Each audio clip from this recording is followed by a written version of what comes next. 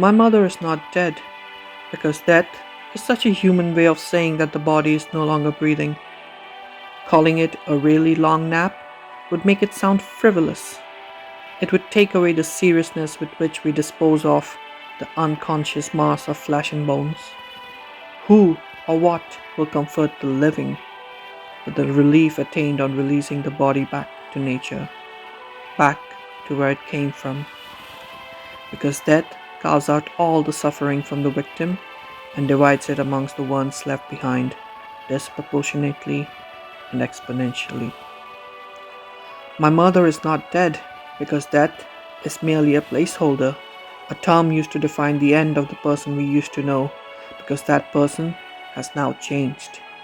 That person no longer listens to you or laughs at your jokes. That person no longer looks into your eyes or waves you goodbye. That person no longer smiles. That person no longer cries. That person does nothing human. That person has changed, and that changes you. My mother is not dead because death requires birth, and birth is merely a placeholder, a term used to denote the beginning of all that life has to offer. Because a life may be just a collection of chemicals, but oh, what a beautifully assembled collection it can be, full of proteins, energy, blood, hair, hands, legs, nose, eyes, ears, lungs, toes, but most importantly, love. My mother is not dead because birth is such a human way of saying that the body has stepped out of the womb into the light of the day.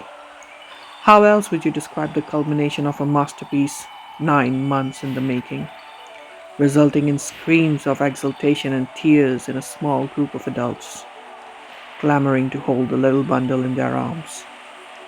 But the baby was there before it stepped out of the womb, in the form of a fetus with its organs growing and maturing, and before that, it was an embryo, and a blastocyst, and a morula, and a zygote, and a gamete split half into one and half into another. And if we trace it further back, we will reach the death of stars. The baby has always been around. You have always been around.